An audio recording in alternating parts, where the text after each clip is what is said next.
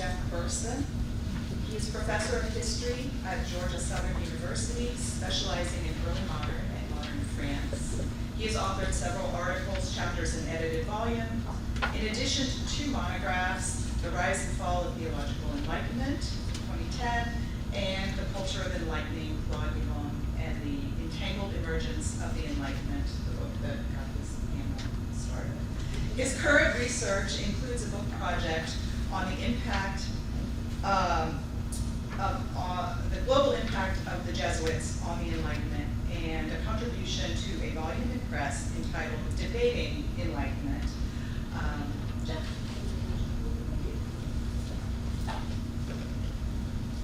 Take the mask off. And I did not remember that that volume was the inspiration for this. I guess COVID made me forget all of that.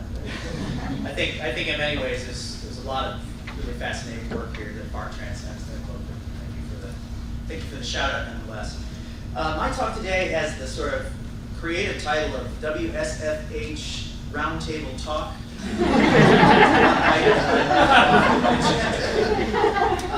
But I'll go ahead and let you figure it out as we go. From the 16th century, Republic of the Letters confined mostly to Europe and centered on the recovery and study of Greco-Roman texts. Its 18th century incarnation evolved to encompass a global geography and a much wider remit of critical scholarship. At the heart of this transformation are surprising and I think underappreciated continuities between late humanism and the 18th century cultural history that brought forth the Enlightenment. So my brief remarks today are just some reflections on this topic that derive from the intersection of several projects that Leslie sort of mentioned, and I'd like to suggest today that the articulation of 16th, 17th, and 18th century cultural developments in some respects is more clearly visible when our conventional picture of the Enlightenment is reframed and instead viewed as just one outcome of a longer-term process by which humanist methods and erudition were infused into initially confessionally driven religious debates and extended into the study of non-European textual traditions. Now, this line of inquiry is neither new nor entirely my own. Alexander, and in the longer graph from which this comes, I could go on about that for like 2 pages. But Alexander Bevilacqua's recent study of early modern European appropriation of Muslim texts intriguingly concludes, quote, that perhaps our histories of the 18th century will be shrewder when the famous Enlightenment is revealed to be a much humbler thing, issued from the broad intellectual commitments of a long tradition of humanistic scholarship in the wake of the wars of religion and the process of confessionalization. And Thompson's interventions have joined those of Dmitry Levin and Bevilacqua and others in questioning the very utility of Enlightenment as a useful paradigm of analysis at all. But there is a thickening thread of convergence binding histories of scholarship, humanism, confessionalization, and the 18th century, and compelling reasons not to abandon or unduly curtail the Enlightenment as a useful paradigm, I think, definitely remain for studying 18th century history.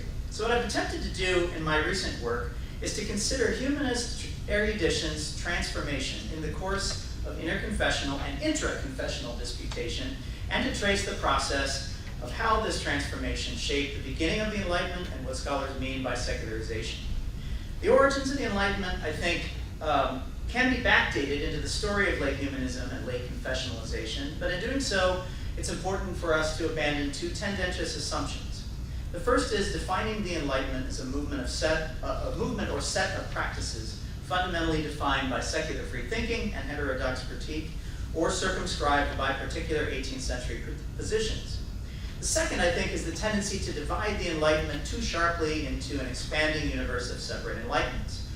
Inspired by the methodologies of Histoire Croisée, I have recently argued that the more classical secular Enlightenment, even in its more avant-garde and radical incarnations, was the contingent outcome of a process of historical change at the root of the early modern Republic of Letters, one with earlier, deeper roots than Paul Lazar's notion of the late 17th century crisis.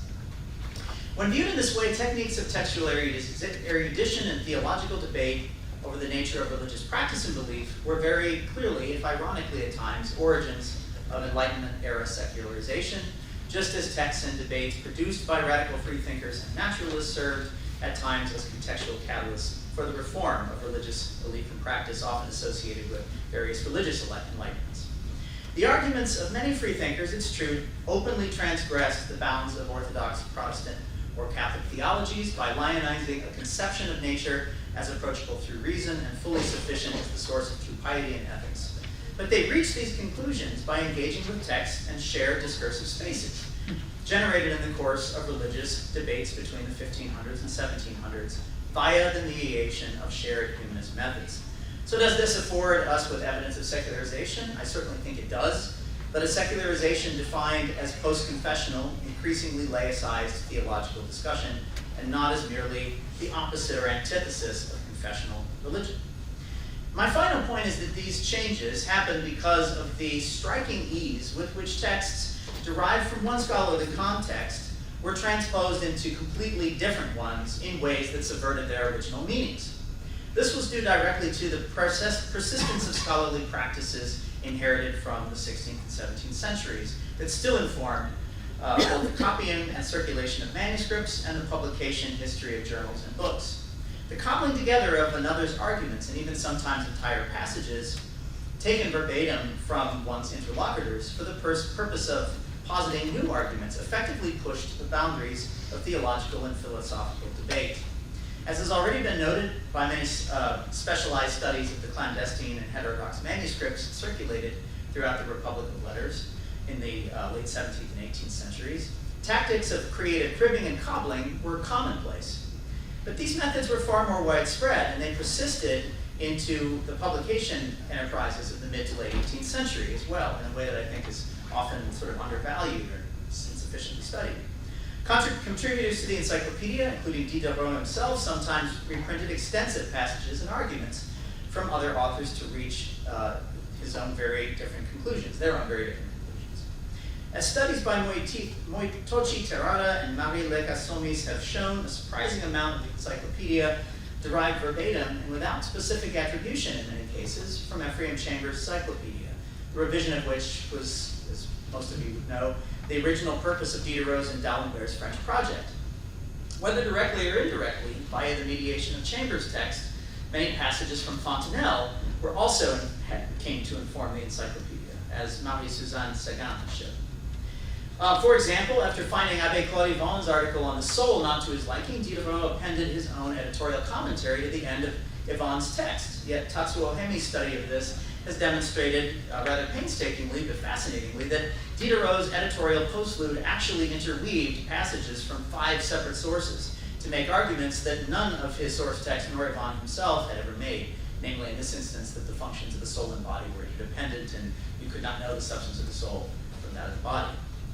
So, in short, what scholars of our day would consider plagiarism, and what many 18th century scholars are, I think, only beginning to understand, is largely inexplicable apart from the practices of textual production and transmission inherited from early humanism.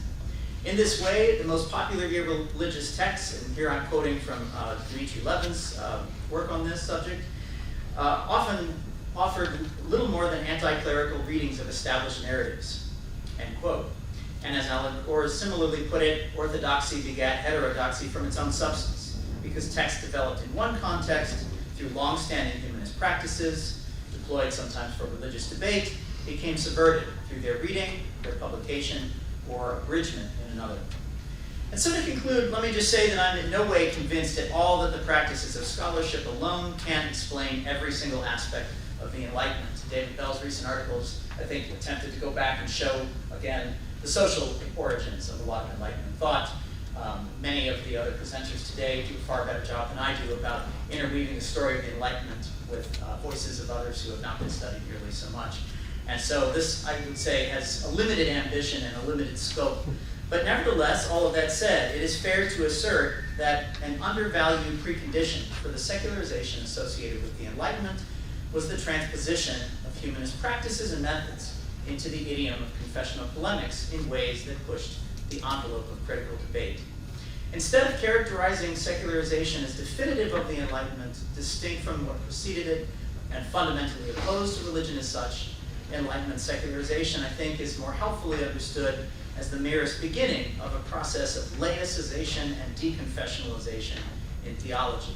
In fact, If one historicizes the concept of theology itself in a manner instructively proposed by Jonathan Sheehan as simply historically contingent, culturally specific truth claims, then as Charles Taylor and Charlie Coleman have also proposed, the origins of Enlightenment secularization derive from a transposition of theological categories, not simply from their negation.